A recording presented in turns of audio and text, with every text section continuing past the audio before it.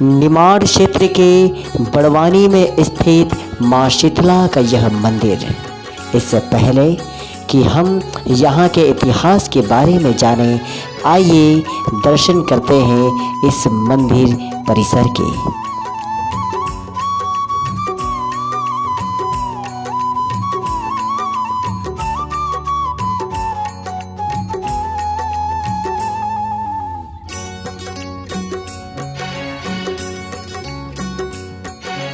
मैया की कृपा जिस पर भी रहती है, उसके घर में सुख की गंगा बहती है। मैया की कृपा जिस पर भी रहती है, उसके घर में सुख की गंगा बहती है। पूछ लो चाहे तुम मैया के भक्तों से, मैं नहीं कहता सारी दुनिया कहती है। हाँ, मैया की कृपा जिस पर भी रहती है, उसके घर में सुख की गंगा बहती है। हाँ, मैया की कृपा जिस पर भी रहती है, उसके घर में सुख की गंगा बहती है।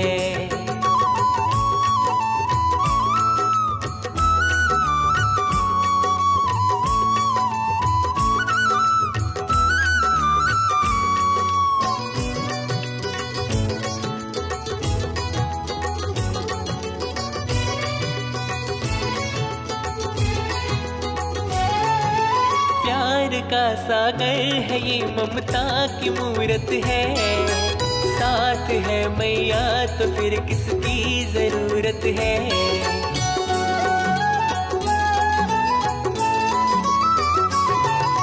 प्यार का सागर है ये, ममता की मूरत है। साथ है मैया तो फिर किसकी जरूरत है। मूरत माँ की जिसके दिल में होती है, उसके घर में सुख की गंगा बहती है। हाँ, मैया की कृपा जिस पर भी रहती है, उसके घर में सुख की गंगा बहती है।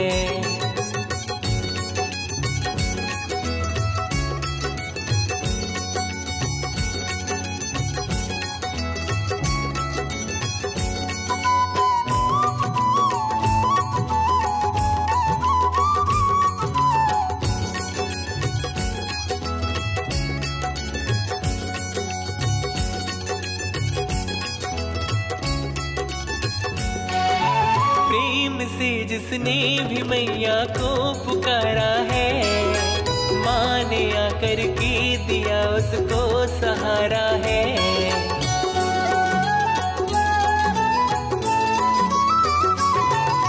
प्रेम से जिसने भी मैया को पुकारा है, माँ ने आकर के दिया उसको सहारा है। हाथ अगर ये थाम किसी का लेती है, उसके घर में सुख की गंगा बहती है। हाँ, मैया की कृपा जिस पर भी रहती है, उसके घर में सुख की गंगा बहती है।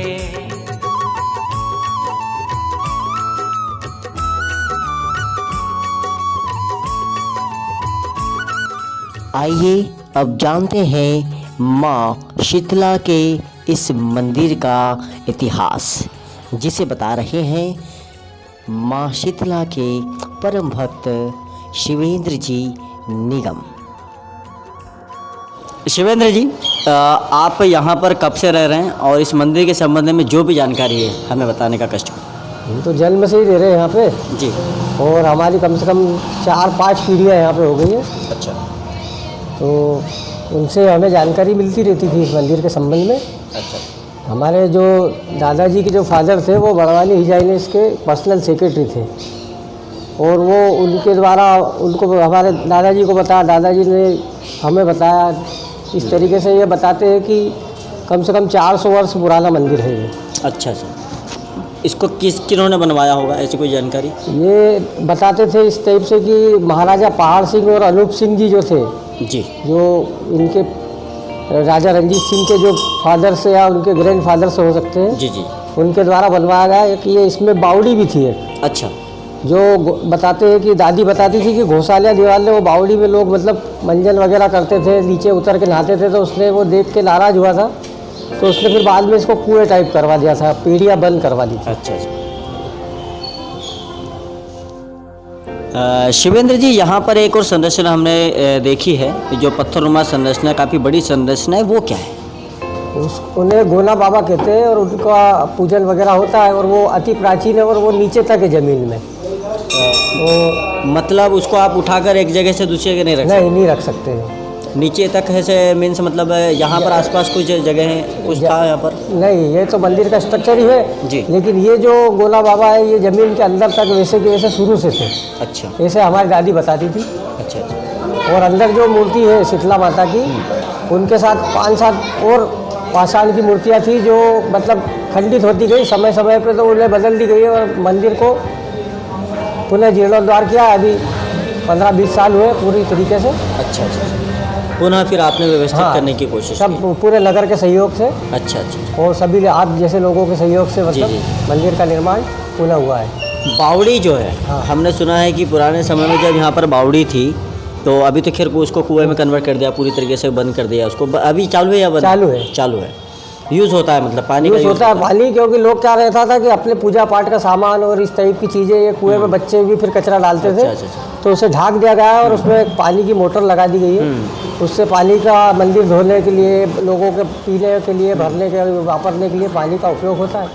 एक बात हमें सुनने को आई है कि इस बावड़ी में काफ़ी समय पहले कई सारी मूर्तियाँ हाँ निकली थी या पाई गई थी। हाँ। क्या ये बात सत्य है? बिल्कुल सत्य है। किस टाइप की मूर्तियाँ थी, कोई जानकारी ये आप? बहुत पुरानी मूर्तियाँ थी और वो खंडित थी। अच्छा। तो उन मूर्तियों को जब हमने यहाँ पे निकलवाया था तो वो बड़वानी थाले पे जमा कर दी थी। तो वो बहुत टाइम तक बड़वानी थाले पे भी रखी हुई देखी होगी आपने, बड़ के झाड़ के नीचे जो रखी थी वो सब यहीं की मूर्तियाँ थी। ये कितना पुराना है। शिवेंद्र जी, शिव मंदिर भी यहाँ पर मैंने देखा है, तो ये भी क्या उसी समय से 400 साल पुराना?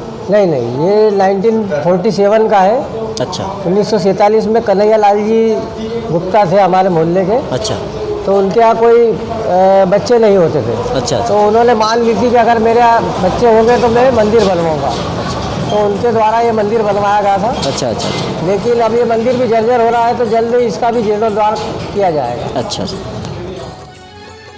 आइए अब मिलते हैं मंदिर के पुजारी आदरणीय गजानन जी से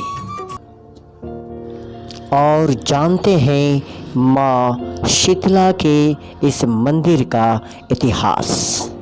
गजानन जी, सबसे पहले तो प्रणाम आपको। और आपसे मैं जानना चाहता हूँ कि आप कितने समय से यहाँ पर अपनी सेवाएं प्रदान कर रहे हैं? मेरे को कम से कम 15 साल से मैं सेवा दे रहा हूँ। मेरे जैसा जितना बनता और सभी भक्तों के द्वारा ये सब कार्य करा करता हूँ। मेरी हार्दिक गजानन जी, यहाँ मंदिर प्रांगण में प्रतिवर्ष कितने और किस प्रकार के आयोजन आप करवाते हैं? तो महाशिवरात्रि, ठीक है, गंगा दशमी, नवरात्रि, दोनों नवरात्रि और दोनों नवरात्रि के कन्या भोजन, और फिर आए बीच में कई सुंदरकांड है, भागवत है, ऐसा चला करता। शीतला सप्तमी ने एक त्यौहार होता है, एक हाँ। पर्व होता है, एक उत्सव होता है, जिस समय मैं देखता हूँ कि यहाँ पर भीड़ बहुत होती है। हाँ। शीतला सप्तमी के दिन, तो उस पर्व का क्या महत्व है, इस बारे में थोड़ा सा बताएं। शीतला माता, जैसे ये होली दहन हुआ, होली के पर्व माता जी को माता जी कहीं जा रहे थे तो उनके ऊपर किसी ने गर्म पानी डाल दिया, तो उनको छाले पड़ गए, फपोले हो गए। और जब माता जी को छाले पड़े तो वैसे ही कुमार घड़े बना रहा था, तो कुमार ने जैसे ही देखा तो उसको वैसा ही लेप लगा दिया। तो माता जी ने वहीं उसे कुमार को दर्शन दिए और उसके ही वाहन पर गधे पर बैठकर उसे दर्शन दिए और वो वहीं फिक्स हो गए। इनका मेन चाकोस, सील की डूंगरी, जयपुर, वहाँ पर इनका धाम है माता जी। तो जब से इनको मनाने लगे, और इनका मेन भोग जो है वो है राबड़ी। अच्छा। इनका मेन भोग सप्तमी का, बाकी तुम सब चढ़ाओ, उसको सब भोग पसंद है, बाकी मेन भोग इसका वही है, राबड़ी।